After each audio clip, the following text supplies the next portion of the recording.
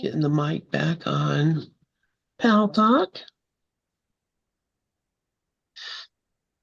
And there we go. Dove, Lori, Sharon, this mic is all yours.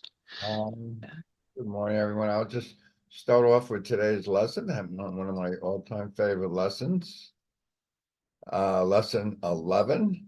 My meaningless thoughts are showing me a meaningless world. I mean, you gotta laugh. I mean, after you say that, what are you gonna do except laugh? I mean, take anything here seriously? He's telling you it's meaningless. So Ken Watnick's commentary, which I did put up in the chat, I also put it in the room earlier.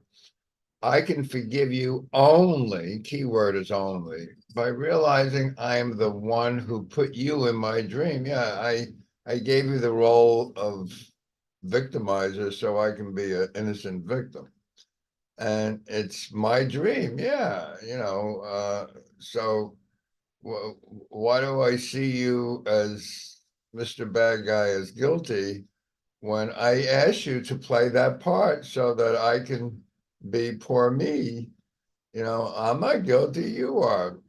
That's the key to That's the key to forgiveness and to the important definition in A Course in Miracles that you forgive your brother for what he has not done to you. You ask him to do it. I mean, he's playing the perfect part in your healing so that you can wake up and remember that you're doing this to yourself. Isn't that the secret of salvation? And then I'm going to put one other thing. I was listening to Ken all morning, from a good part of it. And one of the things that he said from the Course of Miracles from chapter 18 in the introduction, paragraph 7, is when you seem to see some twisted form of the original error rising to frighten you, to upset you, to get you angry, whatever, just say, God is not fear, but love, and it will disappear. So, yeah, if you're afraid of something, you're thinking that you're all alone. But no, I am as God created me. God is not fear, but love. Why am I afraid of something when, as a matter of fact, my nature is love? And the only reason there's fear is because I believe that I lack the love of God. I've been left out. I'm separate. I'm alone. I'm afraid. No, I am as God created me, always the same. And I think with that, I'll just turn this mic on over to either you, Sharon, or Lori, whoever wants to take it. Go ahead, Sharon. Okay. Good morning. I'm with Ken Wapnick today too. But I'm really with no one. So my meaningless thoughts are showing me a meaningless world.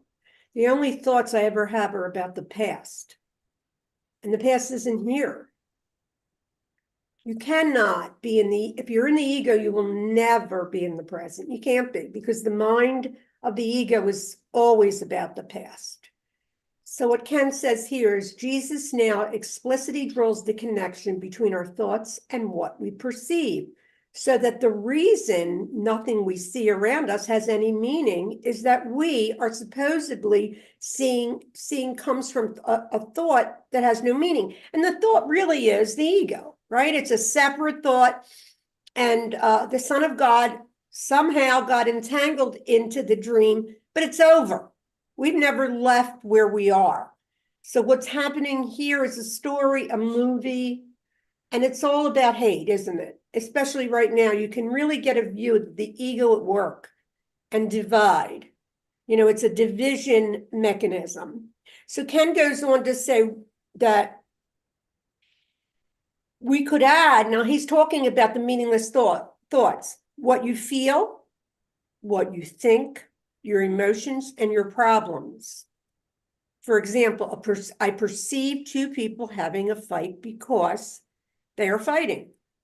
Or my body feels cold because the temperature is below freezing. That is how the world thinks and how everyone experiences the world. However, if all this comes from our thoughts, part of the ego's dream of separation, it must be these thoughts that dreamt the freezing temperature and the bodies that react to it. It's amazing. It's amazing how this whole thing appears to be so real and it's completely false. Our sensory apparatus therefore proves to us there's a world that is independent of us and that we are the innocent victims of events beyond control. This surely does not mean we are to feel guilty if we are discomforted by a bitterly cold day. It simply means we should realize we are cold because we identify with the body, which in turn means we identify with the ego's thought system of separation, all of which is meaningless. So everything here is completely meaningless. What's meaningful is the love. And the love comes from consciousness, awareness, infinite consciousness, truth, Holy Spirit. We have so many names. Spirit has been in charge of the movie all along. I always felt that the ego, because the ego fell into it. But I think the story, because the way I see it, and I could be wrong, but this is what's coming through, is that, like, for instance, when I was a little girl, I was about 7, I told my parents I was going to have an art school. Now, God knows I had no idea why I would have an art school because I was just 7. I did like to play school. Well, what happened maybe when I turned 21 or 22 is I was teaching, I was in college, I went to art school, and then I went on to teach, and somehow this school developed, but it all happened through the character. See, the character's not really there, right? It's a movie in the mind, and the character is false evidence appearing real.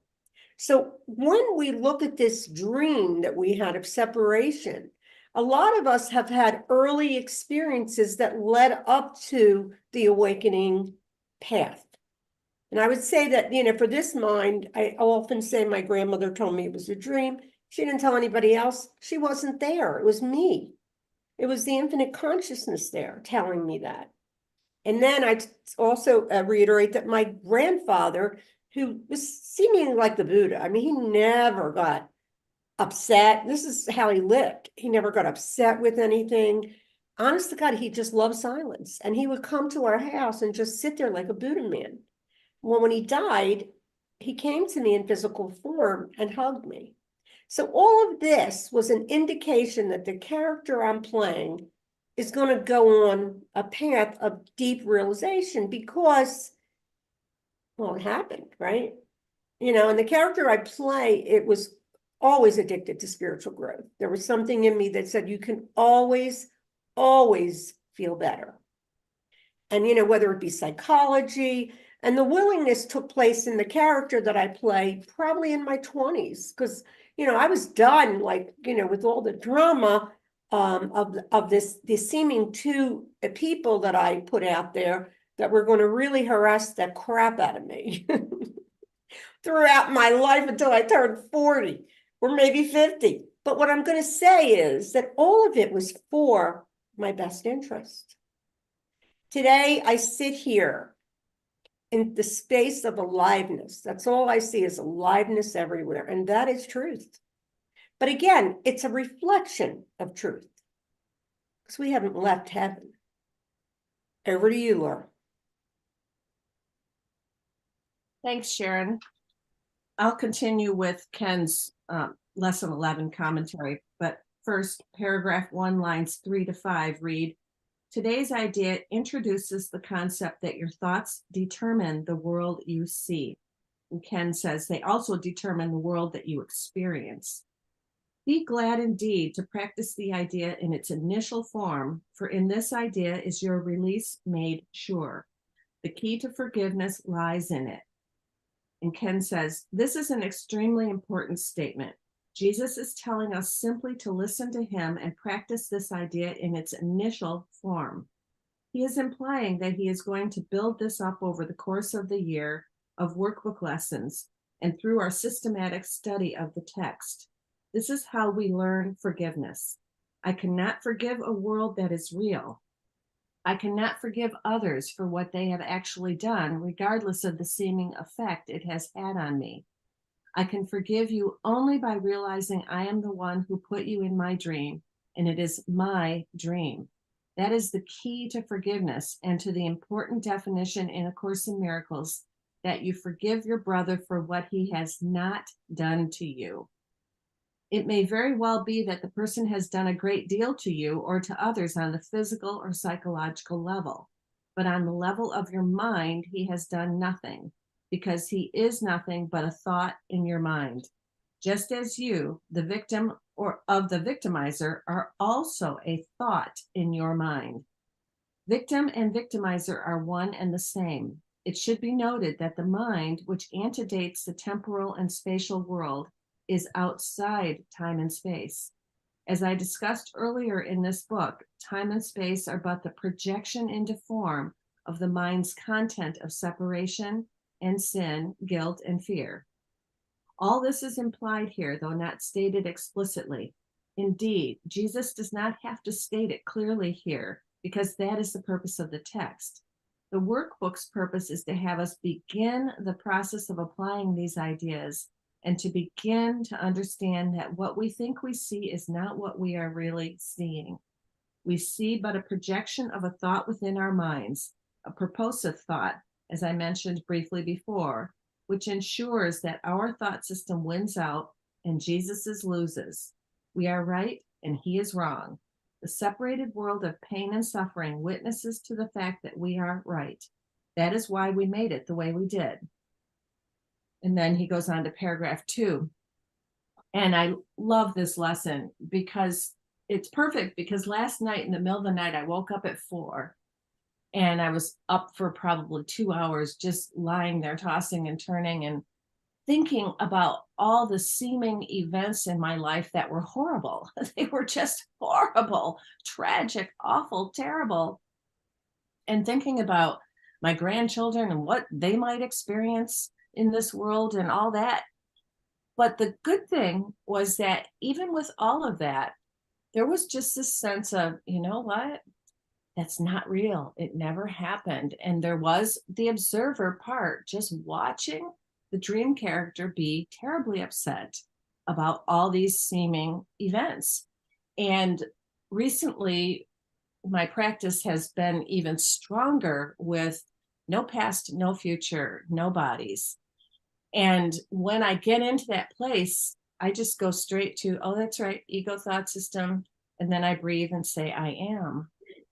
And I don't even use the concepts anymore during those times. I mean, I use them all the time of I am the light of God, I am the joy of God, et cetera, et cetera. But just going straight to I am and the breath has been enough to just calm me down and put me right into truth. So last night, I wasn't getting there for a while. And normally when I have these horrible feelings that feel physical, just that total dread, awful, terrible physical heaviness and despair, like a wet blanket that you're trying to get off of you and you can't. Normally when I'm that way, I'll just frantically look for something to feel better. Of course, seek pleasure instead of the pain I'm in. But even during that last night, it was like, you know, you don't need to seek pleasure. You don't need to escape from this. You just need to look at it differently. And you don't even have to do that frantically. So what popped in my head was lesson 93. Light and joy and peace abide in me. And aren't you overjoyed to know that all the things that you thought you did and all the terrible things that you thought happened to that separate self are simply nothing? Not good or bad, just nothing. That the self you think you are isn't good or bad, it's just not there. And so I was able to rest in that, just rest in that. And it shifted and I fell back asleep without even getting up. I thought I was going to have to get up. And it was so beautiful because normally when it feels that heavy on me, that physically heavy, I can't go back to sleep. And I have to get up and move around and start reading the course or something like that because it feels so awful. So that was kind of like a first, to have that heavy, wet blanket suffocating me And to just go, okay, I know it's going to pass, and all I have to do is change my mind. And I don't feel like I can right now, but I know it will happen. And asking for help, and then it just happened. It was beautiful, just beautiful. So with that, I'm going to turn it over to Dove. Well, thank you so much for that, Lori and Sharon. Yeah, today's lesson probably maybe as much as any lesson in the course shows us how insane we are. That's why it says it was just a tiny mad idea. It's our madness that makes a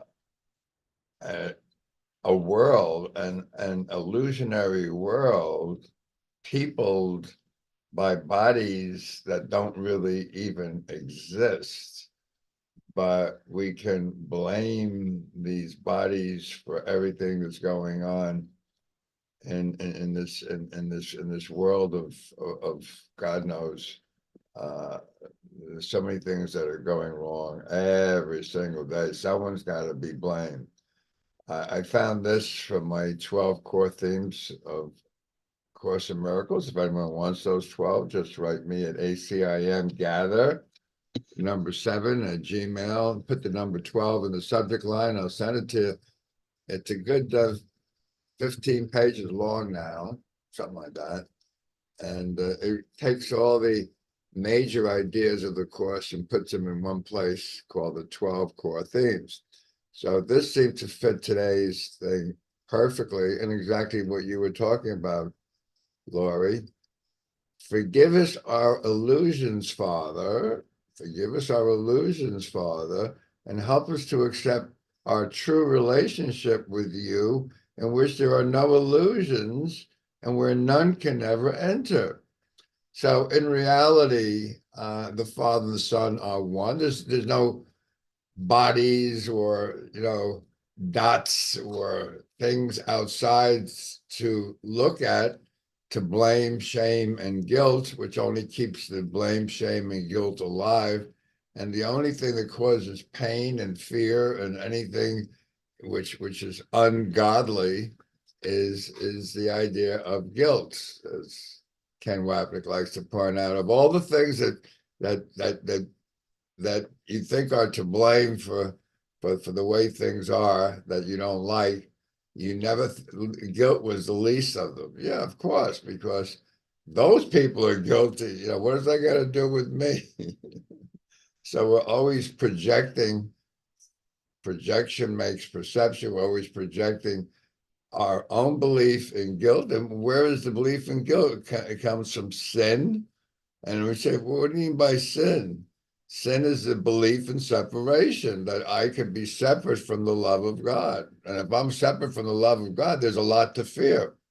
I mean, there's only two emotions. One is love, that's real, and one is fear, that's unreal. But as long as I believe in that I'm a body, and I'm surrounded by bodies, and somebody is to blame for the way I feel, guess what? I'm just repeating the same mistake over and over and over. The original mistake was just a tiny mad idea, and I remembered not to laugh. I took it seriously. I said, well, I can make the most of this body. I'll be better. I'll be more. I'll be special. I'm different than all these other bodies. And that keeps all the other bodies exactly where they are. They're in my mind. You got to laugh. Over to you, Sharon. And I want to welcome Laura Leeds, my daughter. She's Oh, good. Hi, Laura. We love your dad. Hi, Laura. Anyway, Sunday's my birthday. So Dove always has talked about his birthday lesson. And mine is God did not create a meaningless world. And what that does is it brings us to a place where, and for this mind, it was confused. Like, what do you mean God? Everybody talks about God all the time here. But our creator has not left heaven. Our creator knew that we had a silly thought and put something in us that would remember who we are. And interesting that many beings on the planet don't, or most beings don't maybe know this, right? But it has to come through you, whether it be through, because it's all coming from within. So when I look at, the fact that, I can make the birthday lesson special, but at the same time, to let it all go, well, that happens by itself, right? It just happens, it just unfolds by itself. And I always thought that Sharon, had something to do with it. I'm not meditating, I'm not doing the lessons. And, one thing about Ken Wapnick that I loved the most was he would say, what does it have to do with me? He wasn't going to mess around with the ego and go in there and keep trying to get something from the ego. He would just say, what does it have to do with me? And you can't do that until you realize that you're not the character. The character is the thought. It seemingly looks real. And thoughts come in the mind, in the character's mind, Sharon, that'll say, well, it really does seem real. How did this even happen? And that is the spiritual ego, right? The spiritual ego is very insidious about getting in there and trying to make us special still, trying to teach the mind that we're important. You know what? Only God's important. Only love is what works here. And the way I see the evolution of this character is that, I was in a lot of different groups over the years, this mind. I was in the 12 steps. And of course, I started in Gather, and I know now the date. It's 2008. It was September. So now I know. How do I know? Because Eckhart Tolle was on with Oprah at the same time. And, when I met Dove, I came into the room from Liz Cronkite. I found her on the internet because I went, what the heck is this book saying? Mary Ann was a teacher of mine too, but again, she does say this is illusion, but she seems to, at least for this character, thought that she was still saying that basically God was, other than what we are. But again, I interpreted it. She was a great teacher because she got me to the course, I mean, I told you before, she used to give us teleclasses. And so once a month I would talk to her, and I told her I wanted to do it. But my sponsor thought that I shouldn't. And she was very much Mary Ann. How old are you? I was 52. And, my sponsor didn't like the idea of the course. It was too radical. She was Jewish like me, and she wanted me to go to synagogue. The path is just so incredibly magnificent when you really look at the unfolding of God's Son. It looked as though I had a lot of drama, a lot of pain, a lot of bad luck, but it was me that did it all. When I say me, I don't mean me, Sharon. I mean, the character is just a puppet. I mean, the higher mind. We have two parts of us. We have the lower ego, which is really sin, guilt, hate, and the higher ego, because we're still in the illusion of the higher ego, is what we would call our higher self. And that's the part of us that knows that none of this is true. And what happens, at least for this mind, is that the miracle readiness had come probably like 2 years ago or 3 years ago, because pain started to fall away. Now, again, I really believe that I know it, everybody's on their own path here. For a teacher to ever tell you this is how you do it, it wouldn't be fair, because we are being perfectly guided. If you are to pick up a book, you will. If you're not, you're still spirit. You're still God consciousness, and we are the Son like Jesus was. And the way I see it is, because we perceive a world, perception is completely a lie. Only the truth is true, which means that this awareness that's alive everywhere is what I am. And for an ego to think that's all they are, because the ego has so much energy that is actually forceful. It's a force energy, right? I mean, I turned on politics last night. I don't know why.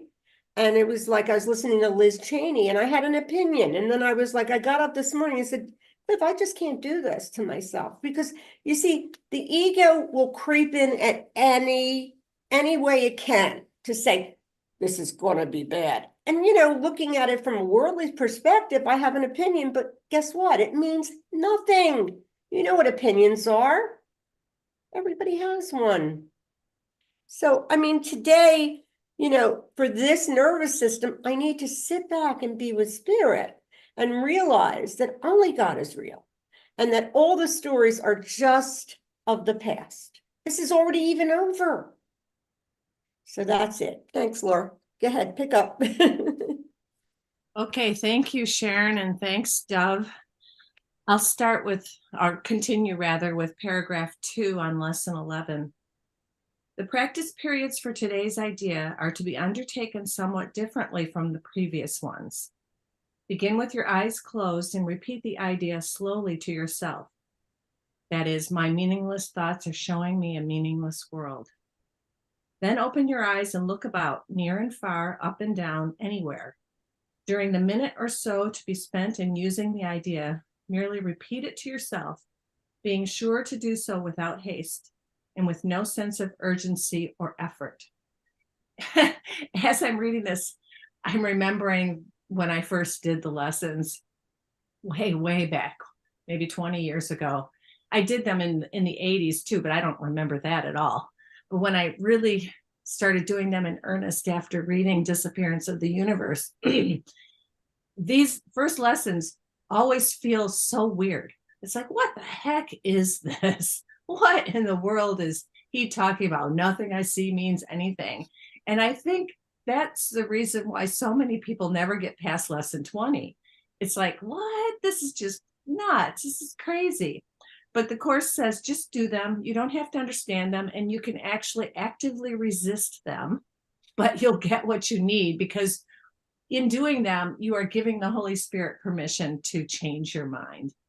And so I had read the lessons or did the lessons in earnest for 5 years before I ever even grasped what number 1 meant.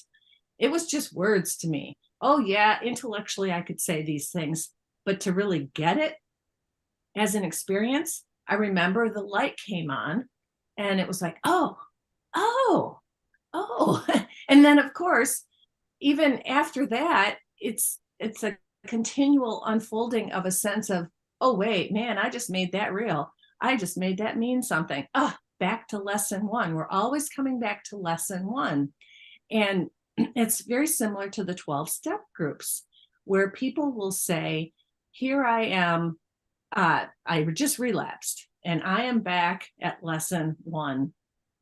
And so we're constantly growing, constantly learning, and we don't have to blame ourselves for that. We just do it. Okay, Ken says, we begin this exercise with our eyes open as we look around and then close them. Jesus again underscores that there is no difference between what we see and what we think. They are one, for the inner and outer are the same. Note again Jesus's instructions in ease and effortlessness. Pressure merely strengthens the very ego we are trying to undo. And that's what I was feeling last night, that I don't have to get up and read the Course. I don't have to be so worried about getting out of this huge funk. Man, that just feels like I can hardly move my body. It feels so despairing and depressing. And what came to my mind was, I need do nothing. That's right. I need do nothing. I don't have to struggle against this. All I have to do is just say, Holy Spirit, help me to see this differently. And voila, released. And so this thing about they are one, our thoughts, that what we see and what we think are the same. The inner and outer are the same.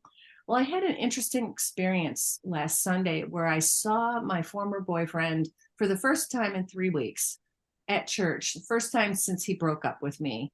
And it was very painful to see him. We talked, it was loving, we hugged, we talked. I had to then go into the bathroom and cry for about 5 minutes.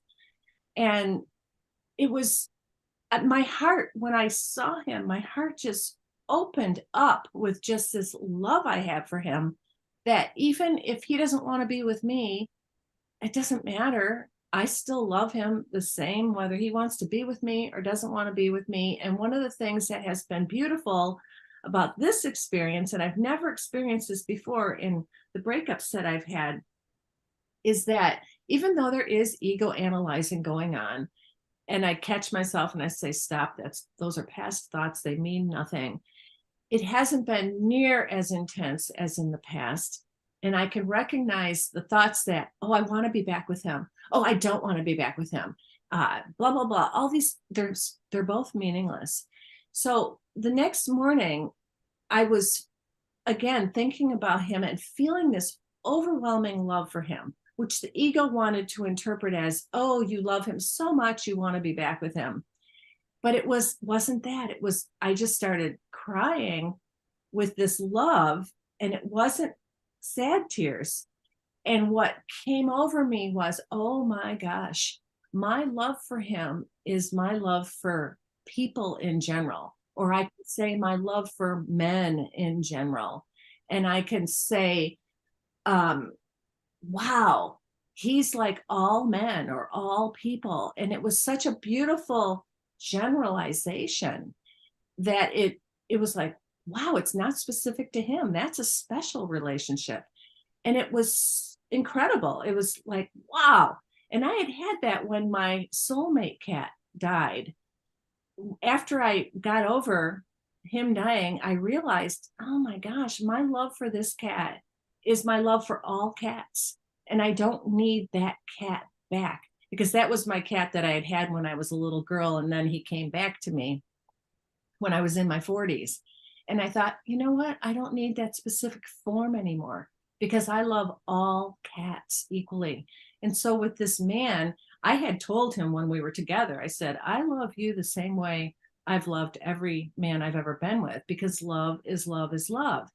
And so that experience of having that generalized to not just the men I've been with, but to men, mankind, not mankind, the male part of the mankind, but then just to people, it's like, wow, this is the love that I am. This is the love that God is. And thank you so much for showing me that. Okay, I'm turning it over to you, Dove. All righty. Wow, that's a beautiful sharing. I love that thought. I don't need that specific cat anymore. I love all cats equally. Oh, that's a good word, equally. That's what this entire course is about. To see all the same as one.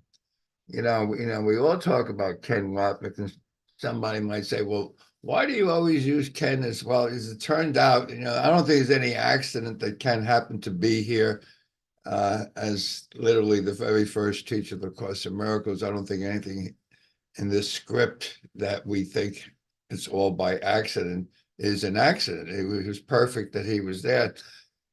For me, Ken groks the entire course. Like, he can take any one lesson, like today's lesson, my meaningless thoughts are showing me a meaningless world, and he groks it into the entire course. He says, listen, your brother, that you don't know if you should forgive him or not, hasn't done anything to you.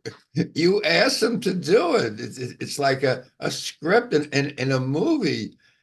That was the part that he played in your in the lesson that you came here to learn. And I was listening to Lori, and she saw the guy that was her romantic interest, and then he wasn't, and then she saw him again, and her heart burst open with all the love that she had for him. But she's also saying, but wait a minute, in a way, he's just really my savior. He's my teacher, showing me what it is that I really need to begin to recognize. If I can say I don't need the cat anymore, all cats are equally, I love all cats equally.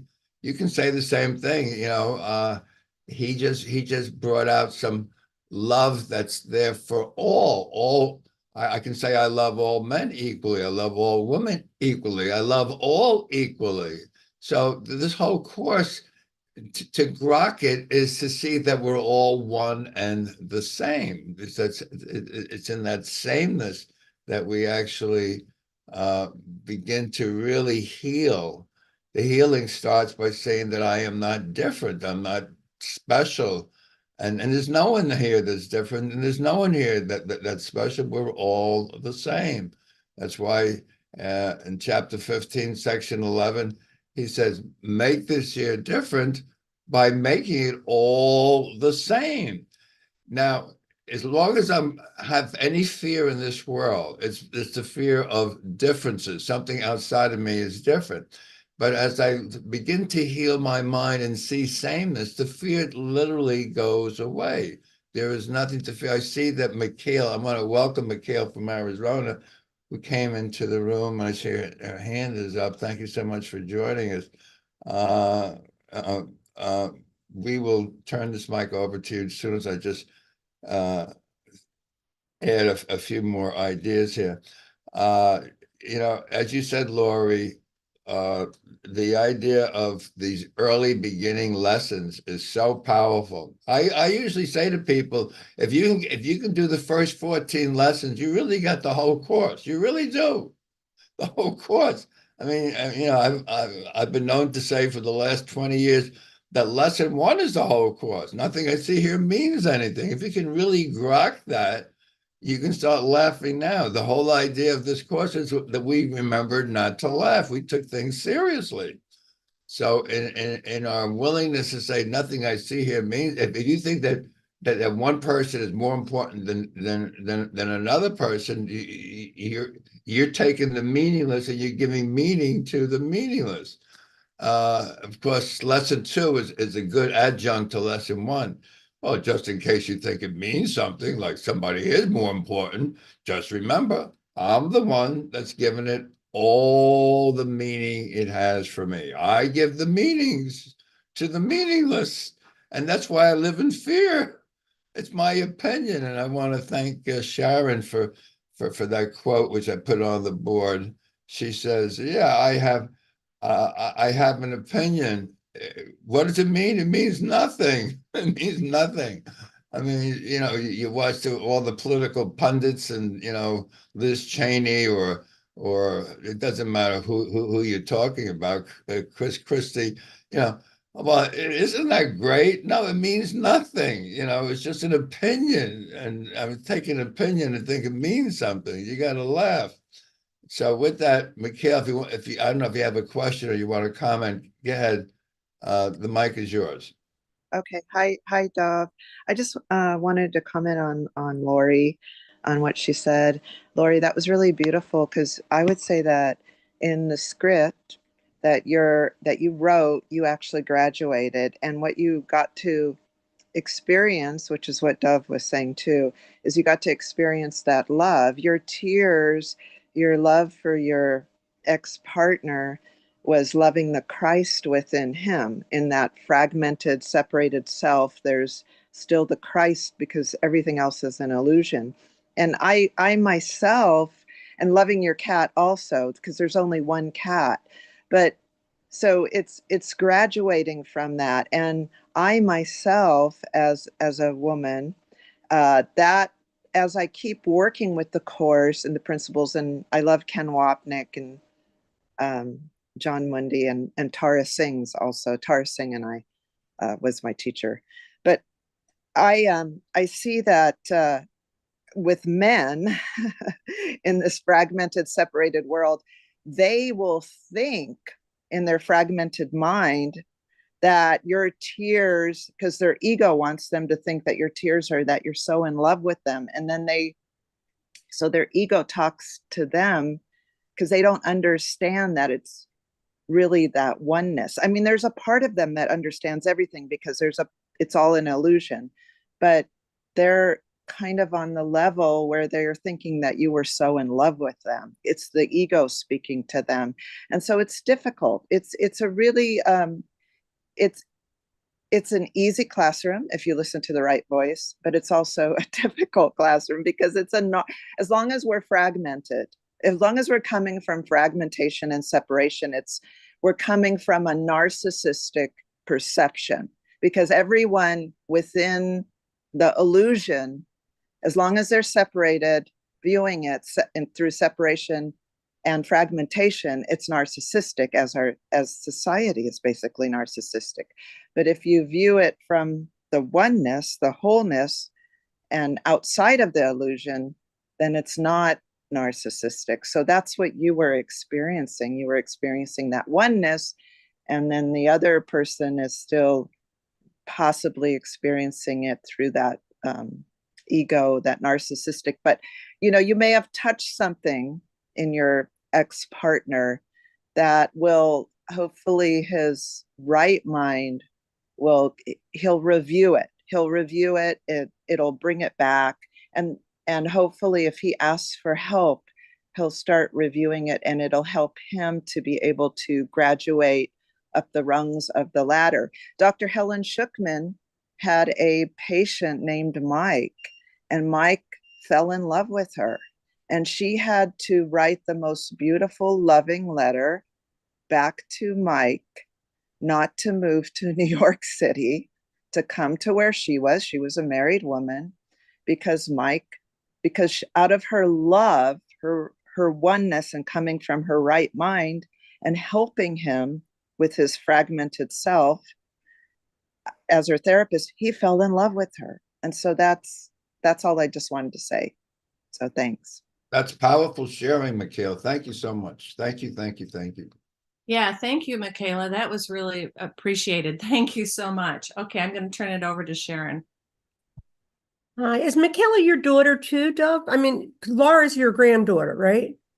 No, Michaela is in Arizona. We are not related. Oh, okay. Thank you, Michaela. Yeah, she knows the course. I can hear that for sure. Everything is really for us. That's how I see it. Everybody that knows me knows I had a really hard marriage, my first one. And this one is like, I'm married to a prince. That's when I say prince, he's just the nicest man. I mean, sometimes I say to myself, how did this happen? But this is the way the character Sharon unfolded. It was dark, my birth, everything appeared to be so back and forth, like everyone. Special hate, special love. And the Course in Miracles is a teaching that we are brought to within, and it comes to us when we're ready to hear it. And then there's a process that unfolds over seeming time, but we all know that time is a concept.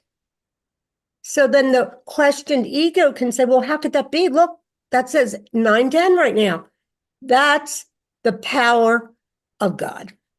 You see, anything is possible in God.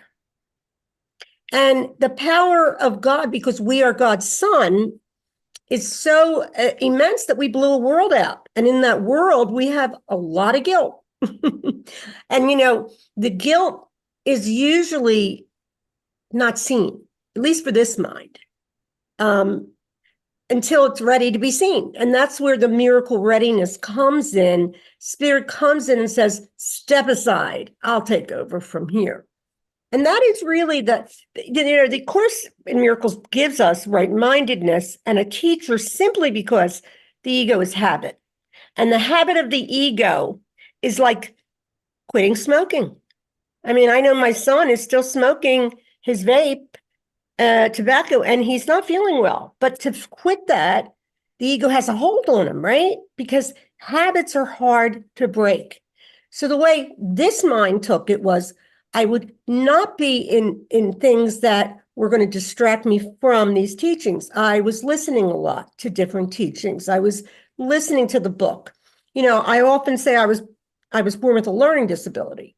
So for me, the ego in this character was a little like, had shame. I'm not going to get this. And I'm sure a lot of people have the same thought because it's one mind, but there was an apprehension that I would never get it. But then there was a recall of all those little things that happened when I was a child. And why do we keep going? Because it's the truth. For years I was in Gather, and what I would listen to over and over is only the truth is true. And yet there was things that were pulling me out into the dream, especially when the character has a great love for their children, right? So when I look back, like my ex-husband now is going to be 75 in March. And my sons have not seen him very much. And, Ronnie, his name is, his wife invited them for his 75th to surprise him, to celebrate. And I had absolutely no anger. And this is a man that put me through hell, seemingly, right? I mean, if anything, the character Sharon was shown how, through her characters, how much I hated myself, But who is the I? It's the ego. We all have the same ego. It hates us. It's down at the bottom, it hides, and it says, take the apple and have a piece of chocolate. Don't go near spirit. You know how that feels good. And that's our sensory apparatus that's coming through. These senses are so powerful. When you go inside, when you go within, you're not there. It's just this darkness, which is light, like the Tao Te Ching says. So when we look, within, there's no person. It's just beautiful, beautiful stillness. And that's what we are. We are the stillness that's talking. We are the stillness that's thinking. Even the ego. And I love what Lynn Johnson has been sharing, because this is something that came to me early. She's been talking about the ego wants to wake up. The ego is the character that says you'll never get it. The ego isn't going to want to go down easy. It's force. There's a book I have, Power versus Force, by David Hawkins, and Dr. David Hawkins, and it's all about that. The way I see it is, you can study under a teacher all you want, but you can't do this wrong. No one is doing anything wrong, because it's truly over and it's happening by itself. When I go to the wonderful groups we have that Lynn's having now, I love it because the harmony is there. Everyone in that group is seemingly on the same page. We're done. We're done with story. Yes, we might bring up story, but we then come back and always ask in some way for the truth. And what I love is this respect and kindness that we have in this group.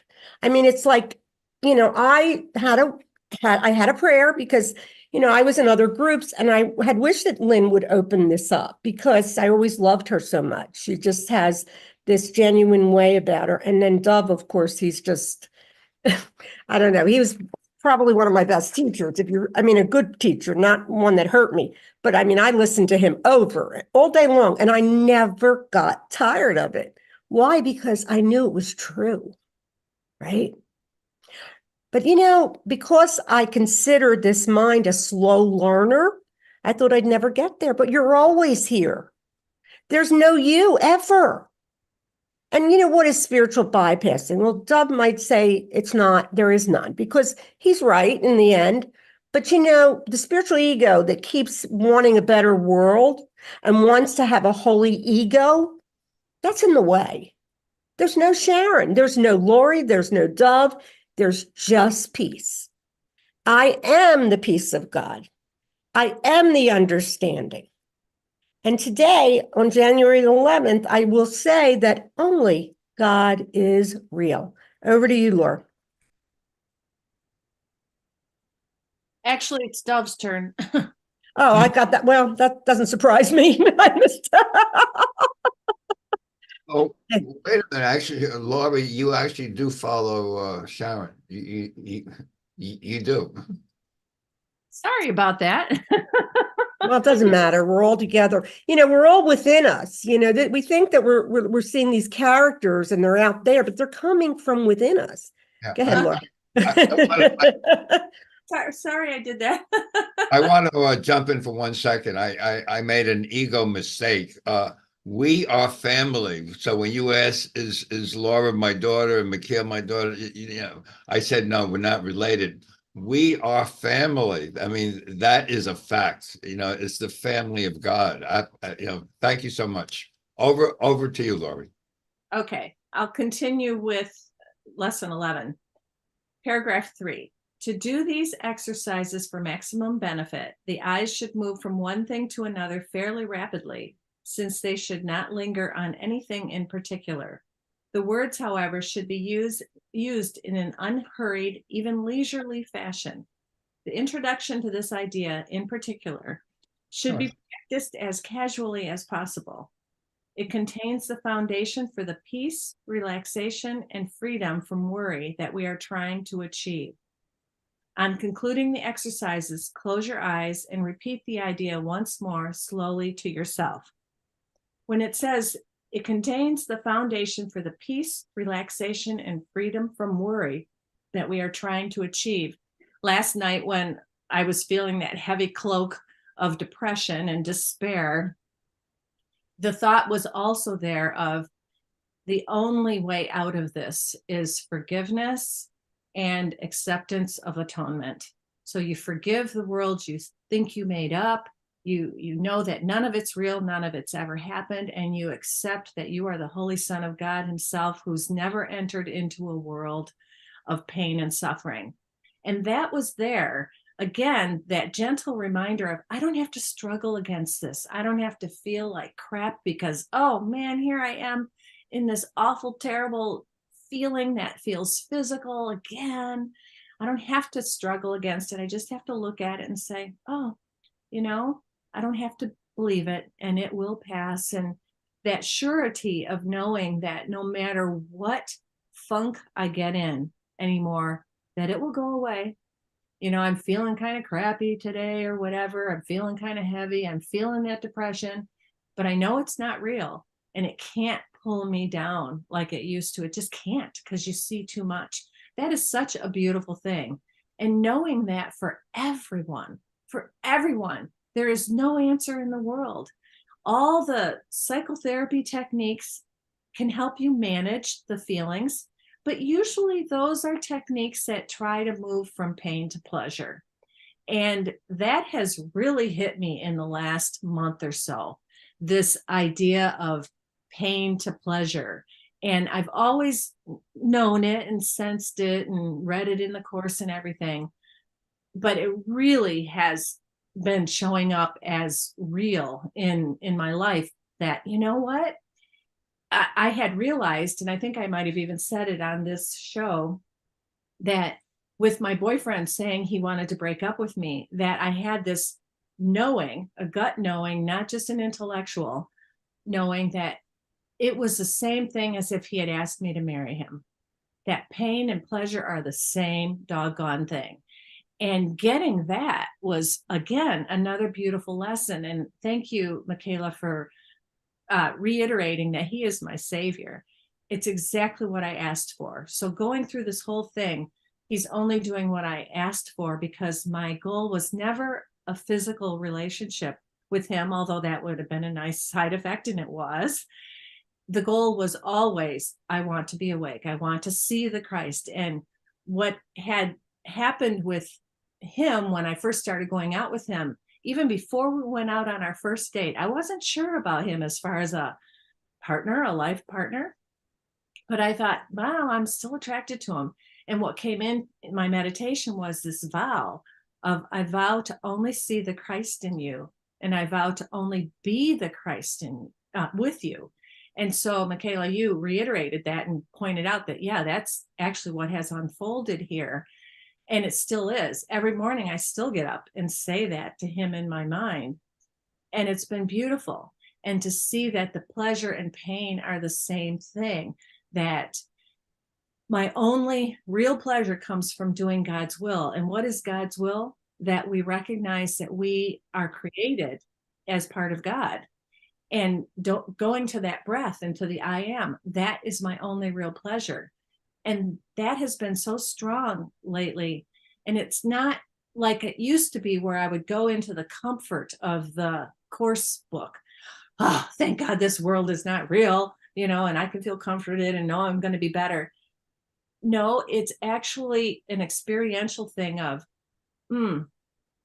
talking to him or being with him or even thinking about him, or none of that brings me any pleasure. The only real pleasure is I am as God created me. So I see that your hand is up, Michaela. So I'm going to shut my mic off and you can talk.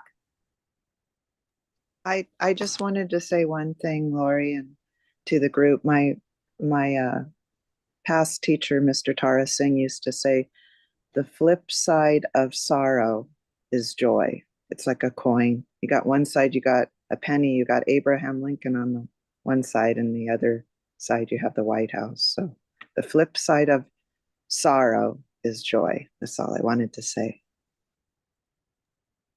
Thank you, Michaela. I've heard that with Ganga Ji too. She says the same thing. And I actually sent a video to one of my friends who was going through a lot of pain. And Ganga Ji would say, right outside the sorrow is your joy, is your awakening. And I have been allowing that because I've been feeling a lot of sorrow and just actually kind of surprising me in the sense of, man, is this going to go away? But not trying to make it go away, and also not trying to wallow in it, because in the past I would wallow in the sorrow, like, oh, this just proves how much I love this man. And, and I would go into all these things of, okay, well, I need to explain to him why we should be together, and all this old stuff that I used to do that I don't do anymore.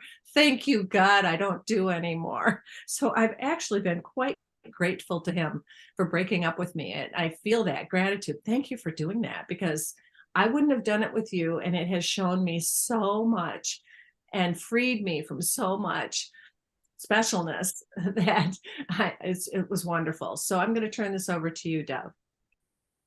All righty. That was great sharing. And Michaela, you got some wonderful teachers as Tara Singh and Ken Wapnick and John Mundy. That's a great group. And I record Ken Wapnick every morning. He's on every morning here at ACIM Gather.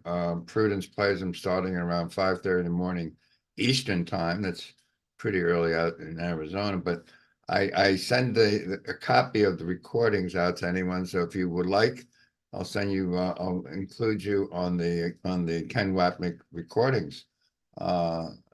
Really great listening to Ken, of course.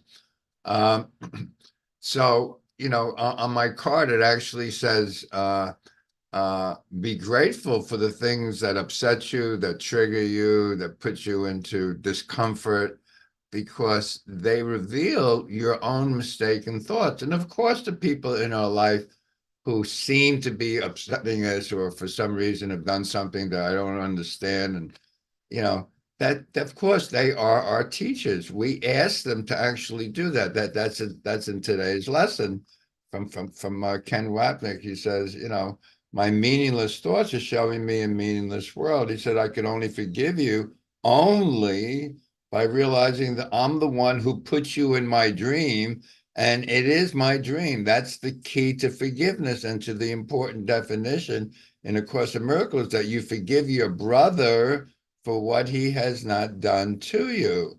And that idea is repeated over and over in the course. I'm going to put something up from the teacher's manual here in the chat.